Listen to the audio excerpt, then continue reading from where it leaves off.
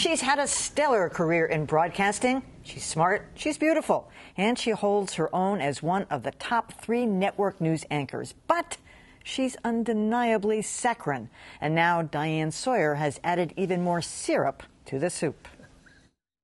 Here it comes. Brace yourself. Diane Sawyer has a new feature. We know America is a powerful country, but the strength comes from the spirit of people. Oh, no. Please tell me this isn't some cornball stew disguised as news. Tonight, 2 kids in a small town with a difficult past show all of us what it is to be America strong. Oh, yes. Bringing an all-new level of schmaltz to the evening broadcast. Oh, and to weekends, too. Hundreds of miles later, a prayer answered, and he's proof we are America strong. The America Strong stories are pretty much standard issue, defying the odds or aiding the needy.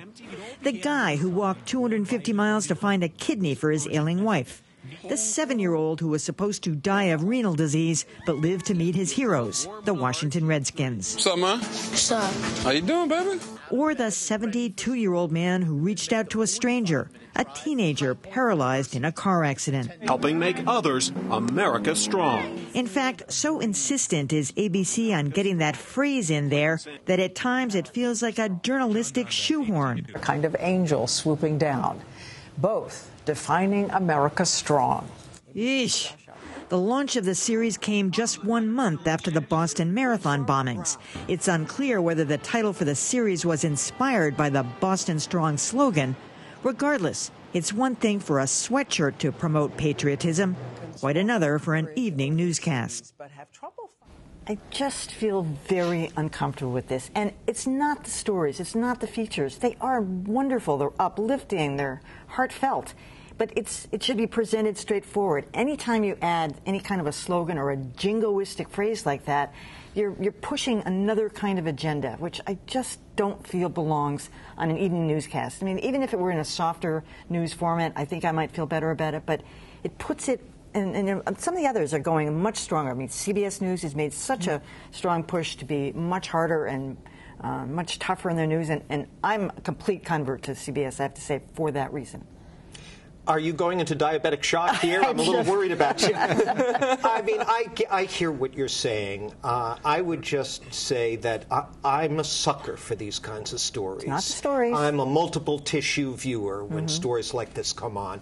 And I love the little boy realizing his dream to meet his heroes, the Redskins. Yeah, I know. You mean the Washington football team? Washington blue bloops. But, you know, and let's be honest about it, shall we? Network TV news, just like local TV news, is a commercial enterprise, and I don't think we'd last too long if we were featuring an America Vile segment, in which, you know, if you want that, you can watch MSNBC. No, I'm just kidding. Oh. Just kidding. But seriously, I think we understand what this is about. As long as it doesn't grow like Topsy and choke off other journalism, I don't see the harm. You know, I mean, there's a story like this at the end of the CBS Evening News on Fridays. It's not that different from this.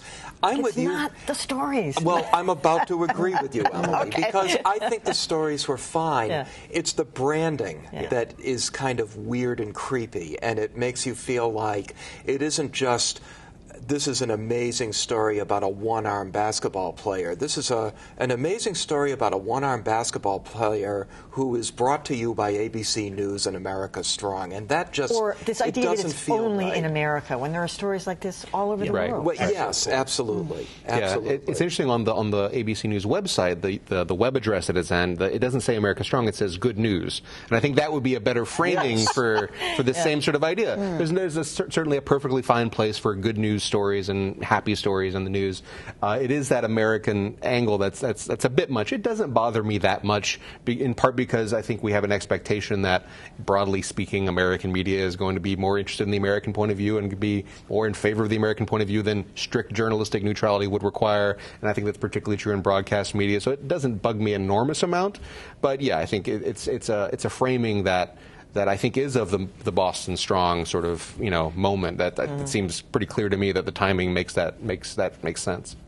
A couple of years ago, Thomas Friedman, who used to be an executive at ABC News and worked with Diane Sawyer, wrote a piece looking at the 3 evening newscasts and their deliberate decisions about how they would frame the newscast, and made the point that ABC had decided under Diane Sawyer that they were going to do features, that they were going to start their newscast off softer than the other two deliberately. So that's, first of all, there's a brand for the whole half hour. The other thing is that they have been running until recently, I don't know if it's still going on, Made in America as a series, which actually grew out of some good journalism. People keep saying, oh, we made in America. And they did some investigative reporting and said a lot of stuff with flags and with jackets that had stripes and stars on them were actually made in China. And then said, well, now, what is actually made in America? So for a while, which I was actually quite interested in, they highlighted companies which made products in America. So that grew out of the journalism. It kind of turned a little bit toward the end. Don't know if they're still running that. But my guess is that they decided, okay, well, that sort of gave us a big boost, so now we'll just pick it up this way and turn these feature stories into something else under this brand. Yes, everybody's always had a kicker at the end of the what we call a kicker at the end of the newscast, but they're just good news stories. And there is research, as Josh is well aware of, that one of the things that viewers and readers complain about when they talk about media and complain is that we never tell them any good news. There's nothing good. It's all horrible. Everybody's bad. Could you just for once, have some good? So they've decided to take that research and run with it. As I said, I don't have a problem with that. Yeah. It's this jingoistic, and I agree with you. I think that is really inappropropriate. And so America's Central.